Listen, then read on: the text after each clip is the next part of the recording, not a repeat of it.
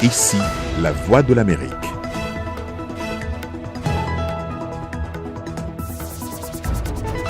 Madame, Monsieur, bonsoir. Dans l'actualité ce soir, une décision historique sur le continent. La Cour suprême kenyane a invalidé le résultat de l'élection présidentielle du 8 août qui avait donné le sortant Uhuru Kenyatta vainqueur. Nous serons en direct de Nairobi avec notre correspondante Fatma Mohamed. IEBC had nothing to hide.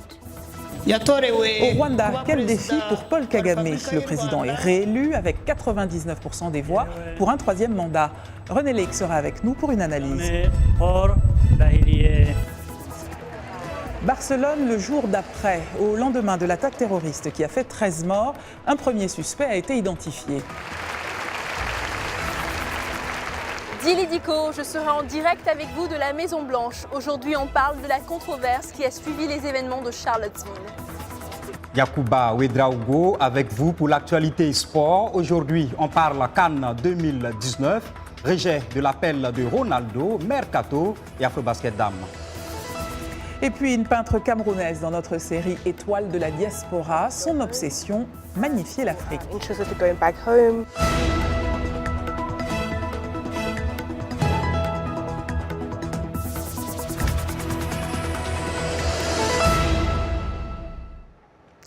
C'est une décision historique sur le continent africain. La Cour suprême kenyane a invalidé pour irrégularité le résultat de l'élection présidentielle du 8 août qui avait donné le sortant Uhuru Kenyatta vainqueur et a ordonné qu'un nouveau scrutin soit organisé dans les 2 mois. Le jugement de la Cour était très attendu au Kenya, un pays où les élections se jouent en majeure partie sur des sentiments d'appartenance ethnique, voire géographique. Pour expliquer sa décision, la Cour suprême a dit avoir noté des irrégularités dans la transmission des résultats, rendant ainsi les résultats nuls et invalides. Les avocats de l'opposition ont avancé les irrégularités suivantes. Le processus de transmission, de compilation et de vérification des résultats, marqué par des erreurs et des incohérences. Des erreurs d'authentification avec le système biométrique d'identification.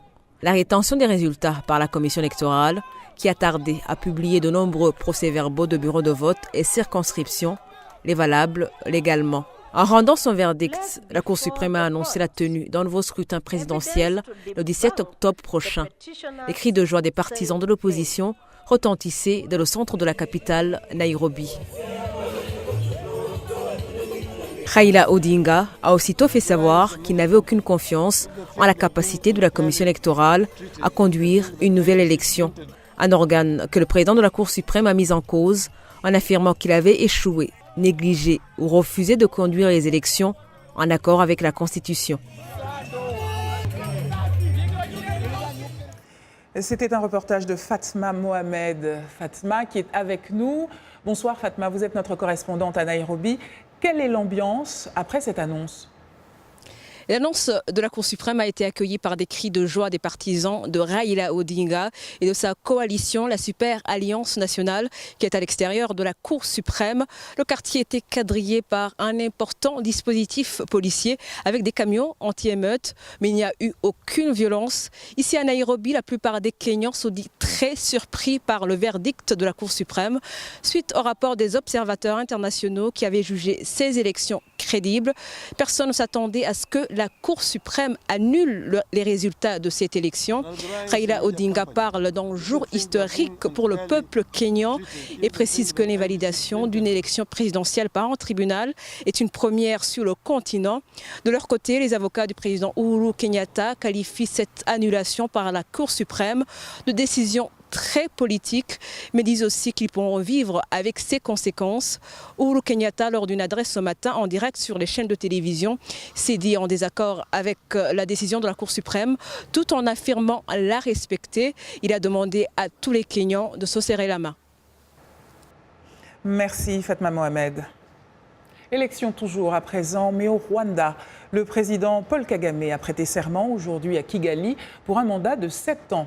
Près de 99% des électeurs l'ont réélu lors de la présidentielle du 4 août. Monsieur Kagame, qui entame cette année son 3e mandat, réussit à redresser le pays économiquement. Il est toutefois critiqué pour son manque d'ouverture démocratique. Entendra-t-il les critiques ?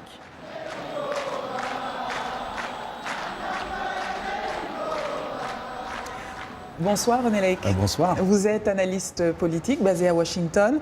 Comment comprendre ce que d'aucuns qualifient comme un raz-de-marée électoral? À une certaine époque, on parlerait de score soviétique.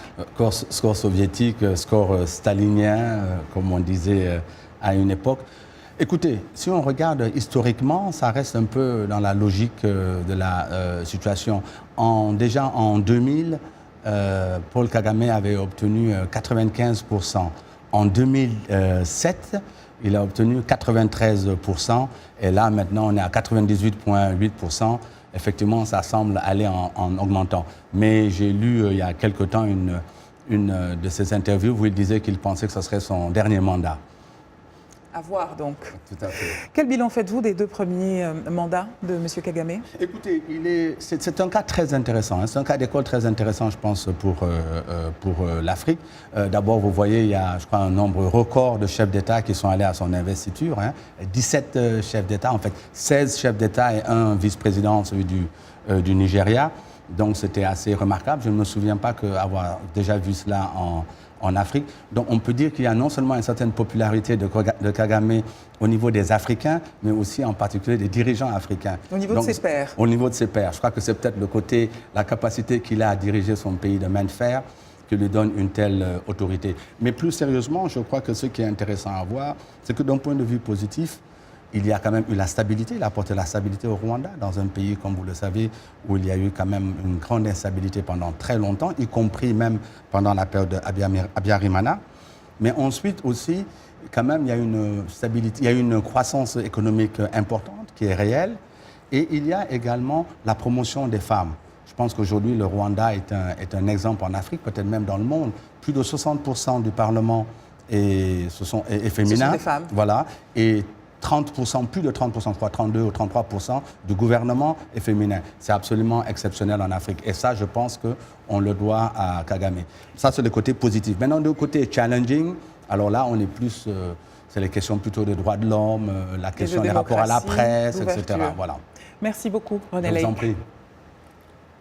En Sierra Leone, une gigantesque coulée de boue dans la banlieue de Freetown, la capitale, a fait plusieurs centaines de victimes lundi 14 août en début de matinée. Un bilan qui pourrait s'alourdir. Les secours sont sur place et tentent d'évacuer les survivants dans des conditions climatiques défavorables. C'est un reportage d'Ekia Badou. C'est un spectacle d'apocalypse qui règne depuis hier dans la localité de Regent, sur les hauteurs de Freetown. Aux premières heures de la matinée, après une nuit de pluie torrentielle, la colline qui surplombait la capitale sierra-léonaise s'est effondrée. Des torrents boueux ont balayé des dizaines de maisons de ce quartier modeste. Dans ces maisons construites sans permis, les rescapés ont parfois tout perdu. Des centres d'accueil temporaires essayent de prendre en charge en priorité les femmes et les enfants en leur apportant un soutien psychosocial. Je n'ai plus rien. Et je n'ai pas encore eu à manger. Je suis ici pour chercher une solution. Je n'ai plus d'argent, je ne sais plus quoi faire. Les secours ont tenté de boucler la zone et d'évacuer les survivants, mais ils évoluent avec difficulté. L'armée est également déployée, elle ne cesse de retrouver des corps. Les morgues des hôpitaux n'ont plus de place. C'est une catastrophe nationale et internationale. Que des gens périssent ainsi, ça nous foudroie le cœur. C'est une chose qui n'existe ni dans le Coran, ni dans la Bible. Plus de 300 morts, des centaines de disparus, le bilan ne cesse de s'alourdir. Les organisations humanitaires sont également mobilisées, mais ce n'est pas suffisant. Le président sierra-léonais a lancé un appel à la communauté internationale. Le pays a traversé un conflit dévastateur dans les années 90. Il a survécu à l'épidémie d'Ebola. Mais la Sierra Leone n'a jamais connu un désastre de cette ampleur en une seule journée. Également dans l'actualité ce soir, une nouvelle attaque attribuée à Boko Haram au Cameroun, dans l'extrême nord du pays. Des assaillants armés ont pris d'assaut le village de Gakara, faisant 15 morts et 8 victimes. Une trentaine de maisons ont été incendiées. En mai dernier, des assaillants ont attaqué le village, dépouillé les villageois et enlevé des femmes qu'ils ont emmenées au Nigeria. En République démocratique du Congo, la police a annoncé avoir dispersé à coups de gaz lacrymogène des manifestants à Butembo, dans le nord-est du pays, et avoir arrêté 25 personnes. Le colonel Richard Mbambi, chef de la police de Butembo, dans le nord de la province du Nord Kivu, a expliqué que ces personnes troublaient l'ordre public. Certains manifestants ont barricadé les rues et jeté des pierres aux policiers. Un responsable de la société civile de Butembo, Edgar Mateso, a expliqué de son côté que l'interpellation a eu lieu lors d'une manifestation d'habitants qui entendaient protester contre la recrudescence de l'insécurité à Butembo, ville commerciale de plus d'1 million d'habitants. Nouvelle internationale. En Espagne, au moins 13 personnes ont été tuées et plus de 80 blessées à Barcelone dans une attaque à la voiture bélier hier. Le véhicule a foncé dans la foule sur Las Ramblas, l'artère la plus fréquentée de la ville en pleine saison touristique. Après les attaques, le pays est mobilisé, les recherches s'organisent, 2 suspects ont été arrêtés. Et dans la communauté internationale, les réactions se succèdent. Pascal Gabriel Serra. Au lendemain de l'attaque terroriste revendiquée par le groupe djihadiste État islamique, l'ambiance est plutôt paisible dans le centre-ville. Les commerces sont à demi ouverts, les habitants et les touristes peuvent de nouveau circuler. La veille, 13 personnes ont été tuées et de nombreux autres blessés par une camionnette qui a foncé dans la foule sur la Rambla, l'artère la plus touristique de la métropole catalane. J'ai vu des corps projetés en l'air. Je me suis dit, calme-toi, tu dois trouver un moyen pour sortir d'ici, sinon tu vas te faire tuer. Il y avait tellement de monde. Le conducteur de la camionnette a pris la fuite, mais 2 suspects, un Espagnol et un Marocain, ont été arrêtés par la police dans 2 localités différentes. Depuis quelques années, l'Espagne apparaissait dans les enquêtes antiterroristes européennes comme un lieu de transit des aspirants terroristes. Selon le gouvernement espagnol, la police avait arrêté 11 djihadistes présumés dans la région de Barcelone depuis le début de l'année, ce qui en fait la région la plus fréquentée par les terroristes. En hommage aux victimes de l'attentat d'hier, les passants, barcelonais et touristes, ont allumé des bougies et déposé des peluches. Nous ne sommes pas unis uniquement dans le deuil, nous sommes aussi unis dans notre ferme volonté de vaincre ceux qui essayent d'abattre nos valeurs et notre mode de vie.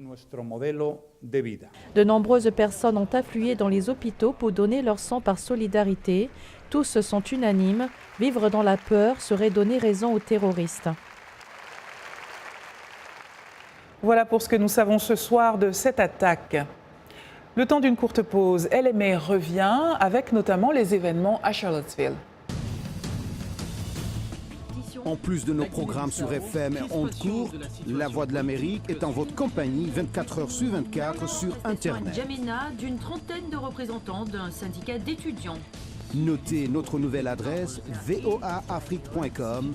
Tous les derniers développements sur l'actualité africaine et mondiale. Reportages photos et vidéos et vos commentaires sur voaafrique.com. À tout de suite. L'émoi et l'effroi après les événements de Charlottesville en Virginie le 12 août. Un militant néofasciste a intentionnellement foncé avec son véhicule sur un groupe de manifestants antiracistes. Il a percuté une femme qui a succombé à ses blessures. Le drame a également fait 19 blessés. Bonsoir Dili Diko, vous êtes avec nous en direct de la Maison-Blanche. Dili, quelle a été la réaction de l'exécutif américain après l'attaque ? Anastasie, initialement, Donald Trump avait parlé d'une démonstration flagrante de haine, de fanatisme et de violence émanant des différents camps. 2 jours plus tard, le président avait finalement qualifié et condamné explicitement les nationalistes blancs et les néo-nazis qui avaient organisé la manifestation. Mais lors de cette 3e intervention à ce même sujet, il est revenu sur sa déclaration en réaffirmant que les 2 parties sont fautives dans les événements de Charlottesville. Revenons sur cette polémique.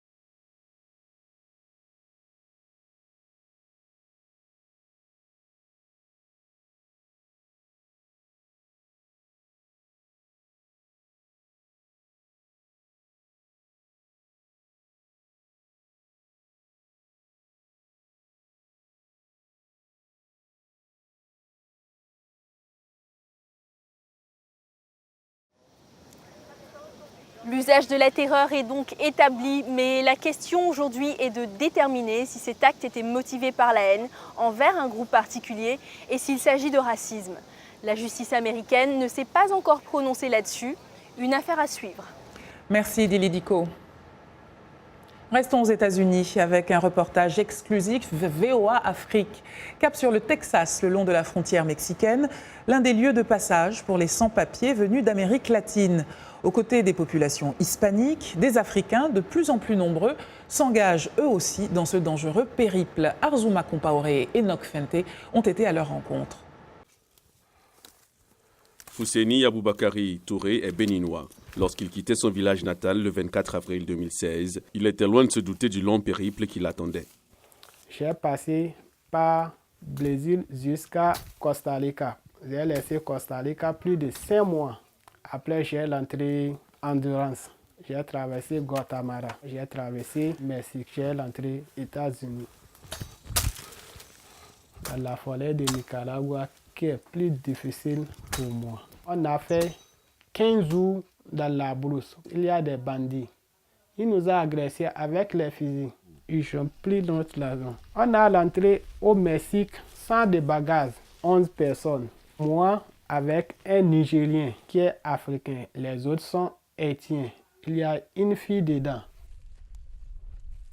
Après des mois d'une traversée souvent mortelle, il arrive enfin au Mexique où il va se rendre à la frontière américaine pour y demander asile.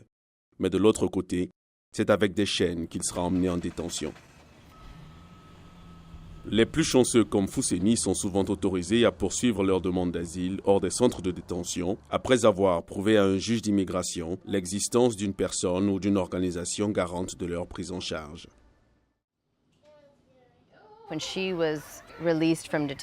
Quand elle a été libérée du centre de détention, Julia a cherché là où une mère immigrée avec des enfants pourrait trouver un abri. Et a trouvé Casamarinella. Puis elle a pris un bus et s'est présentée à 11h du soir sur le pas de la porte. Mais le mari de Julia a eu moins de chance. Jusqu'à nouvel ordre, c'est de la prison privée de Cibola, au Nouveau-Mexique, qu'il doit prendre des nouvelles de sa petite famille au bout d'une ligne téléphonique.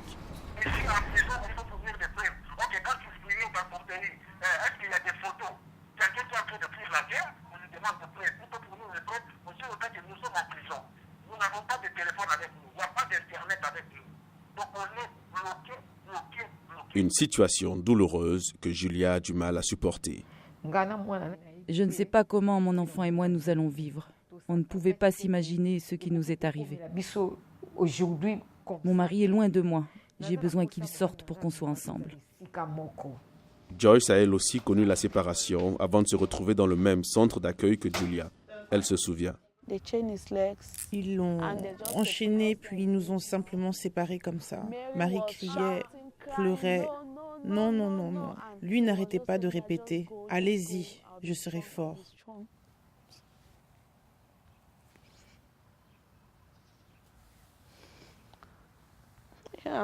C'est comme ça que nous avons été séparés. Si on me dit de traverser encore dans la forêt demain, je ne traverse plus. Même mes camarades qui sont au pays ici, ils me demandent qu'il va arriver, je n'accepte plus. Le rêve américain, mais à quel prix? Celui que paient dans un silence impuissant ces immigrants africains que l'Amérique semble ignorer. Bonsoir Arzouma Compaoré. Bonsoir Anna. Ces migrants, vous les avez rencontrés. A-t-on une idée approximativement de combien d'Africains tentent de franchir la frontière? Alors c'est assez difficile d'évaluer ce nombre avec exactitude pour la première raison que personne n'y prête attention, tout simplement.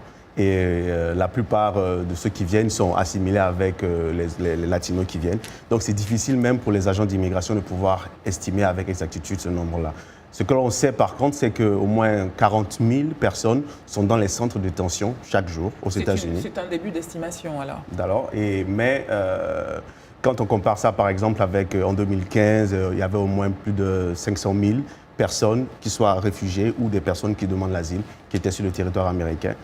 Ça fait quand même ça donne à réfléchir en fait. La différence est énorme. Qu'est-ce qui vous a le plus marqué, Arzouma, chez ces migrants africains? Il faut quand même reconnaître un esprit très courageux chez ces personnes. Les aventures qu'ils nous ont racontées vous donnent froid dans le dos. Je connais personnellement, je n'aurais pas osé franchir tous les obstacles qu'ils ont pu franchir. C'est leur courage. C'est le courage, vraiment, c'est très impressionnant, et aussi leur force de caractère.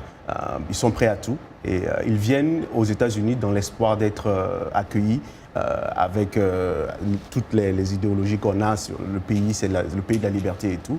Ils viennent ici et la première chose qu'on leur donne, c'est des menottes. Mais cela ne les freine pas, ça ne les arrête pas, ils sont déterminés. Et au moins, ils engagent une procédure de demande d'asile qui pourra éventuellement leur donner une suite et leur permettre de devenir des citoyens américains. Donc de la difficulté, mais quand même une forme de lueur d'espoir au bout du tunnel. Tout à fait. Merci Arzouma Compaoré. Place au sport à présent, à tous les sports en Afrique comme ailleurs.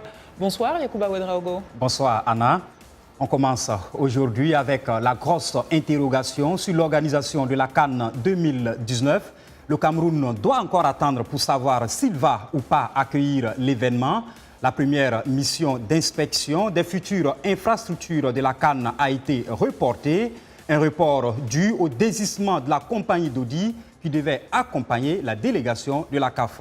On se rappelle encore que le président de la fêtière du football africain, Ahmad Ahmad, a déclaré que le pays de Samuel Eto'o et de Roger Mila n'est pas prêt, même pour une CAN à 4 équipes. On enchaîne avec la Liga. La Fédération espagnole de football a rejeté l'appel de Cristiano Ronaldo et donc maintenu la sanction de 5 matchs de suspension infligée à la star du Real Madrid, coupable d'avoir bousculé l'arbitre. 3-1 pour le Real au match aller de la finale de la Supercoupe d'Espagne. Et puis, empocher le pactole ou conserver son duo explosif Aubameyang-Dembélé, c'est l'équation que doit résoudre le Borussia Dortmund. Nous parlons de la Bundesliga allemande et vous l'avez sans doute compris. Dans le cas du Gabonais, meilleur buteur l'an dernier avec 31 réalisations, le Borussia a déjà dit non au club chinois de Tianjin. Rien n'est encore joué par contre pour la pépite française Ousmane Dembélé. Le FC Barcelone a proposé 120 millions d'euros, dont 40 de bonus. Trop peu, a rétorqué le club allemand. Furieux, Dembélé a séché l'entraînement depuis la semaine dernière. Autre discipline, la balle au panier pour terminer et retour sur le continent africain. La 25e édition de l'Afrobasket Dames commence ce vendredi à Bamako, la capitale malienne donc, qui, pour succéder aux Lions de la Teranga, championne en titre. Rendez-vous le 27 août pour le savoir. Voilà Anna pour ce qui est de l'actualité sportive de ce jour. Passion Sport, merci Yacouba Ouedraogo. Merci à vous. Un peu de culture avant de nous quitter avec la peinture de Chéri Achou. L'artiste d'origine camerounaise a suivi une formation classique à Londres. Elle est une artiste peintre qui vit à Washington DC et à 9 ans, sa famille l'emmène à Londres où elle poursuivra quelques années plus tard des études en architecture. Mais au fur et à mesure, elle développe une passion pour la peinture et avec le soutien de ses parents, elle réalise ses premiers coups de pinceau et commence à se faire un nom. Ainsi s'enchaînent les expositions, les voyages à travers l'Europe, l'Afrique et maintenant les États-Unis. C'est dans un univers plein de couleurs que Blanche Sanou l'a rencontrée.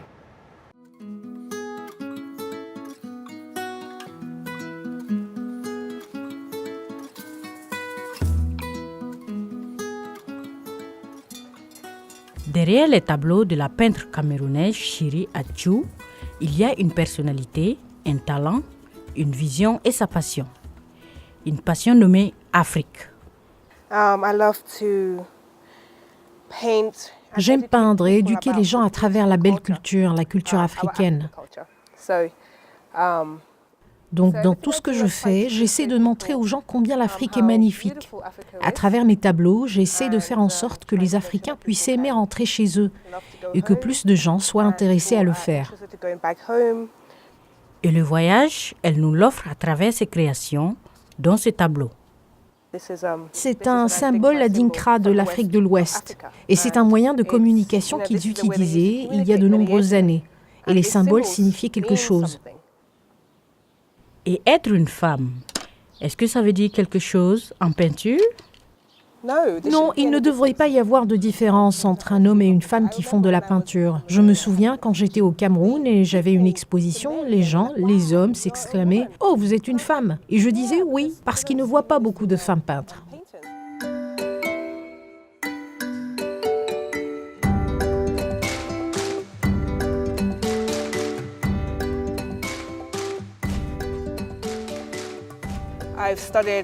J'ai étudié une gamme d'artistes différents. Les artistes européens m'inspirent beaucoup, comme Monet, Picasso. Picasso, la boucle est bouclée. L'artiste espagnol, très inspiré par l'Afrique, se retrouve source d'inspiration d'une artiste sans frontières. Créée en 1982, l'École des Arts du Cirque de Libreville, communément appelée Cirque de l'Équateur, constitue une fierté nationale au Gabon. La troupe représente le pays à l'étranger et accueille chaque année de nombreux jeunes garçons et filles. Mais faute de moyens financiers, le Cirque de l'Équateur pourrait vivre ses derniers instants. C'est un reportage signé Joël Tatou. Situé dans un quartier huppé du 1er arrondissement de Libreville, le camp du Cirque de l'Équateur bénéficie d'un cadre particulier et semble perdu en plein cœur de la forêt équatoriale. Ici, se transmettent de génération en génération des connaissances pluridisciplinaires issues de la culture traditionnelle gabonaise. Nous avons plusieurs disciplines, c'est-à-dire nous avons l'acrobatie, nous avons la gymnastique, nous avons l'équilibre sur fil, nous avons des jongleurs, nous avons des danseurs, nous avons des échassiers, nous avons des cracheurs de feu, nous avons des batteurs. En tout cas, nous sommes une troupe complète. Pétri de talent et d'un savoir-faire unique, en témoignent les nombreuses distinctions reçues par la troupe à l'international. Le Cirque de l'Équateur file malheureusement vers son déclin. Privé de sponsors et victime du manque d'ambition des politiques culturelles au Gabon, le Cirque de l'Équateur vit malgré toute la bonne volonté de ses acteurs une situation économique précaire. Depuis un bon bout de temps, c'est très dur. Avant, on avait des grandes salles de spectacle, mais depuis qu'il n'y a plus de grandes salles de spectacle au Gabon, on avait par exemple l'Intercontinental, le gymnase Omnisport, on avait la Cité de la Démocratie. Ça, c'était des salles qui nous faisaient souvent produire chaque semaine. Mais depuis qu'on a passé ça là, on nous sollicite peut-être dans les cérémonies, les anniversaires. Outre sa dimension artistique, le cirque joue aussi un rôle important d'insertion sociale.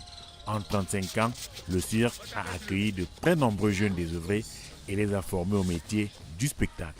Aux jeunes, on essaie d'abord d'amener une certaine éducation, une rigueur, une discipline. Et puis, en plus de ça, on essaie d'apporter et d'éveiller en tout un chacun d'abord l'esprit physique du corps pour pouvoir être en bonne santé et puis pouvoir développer aussi les dons que le bon Dieu nous donne. Instrument culturel à préserver jalousement, le Cirque de l'Équateur a encore de quoi faire rêver la jeunesse gabonaise, mais s'il ne veut pas voir tomber le rideau, il lui faudra trouver rapidement un nouveau souffle. C'est la fin de ce journal. Nous nous quittons avec des images exceptionnelles, celle de l'éclipse solaire qui a traversé l'Amérique d'ouest en est.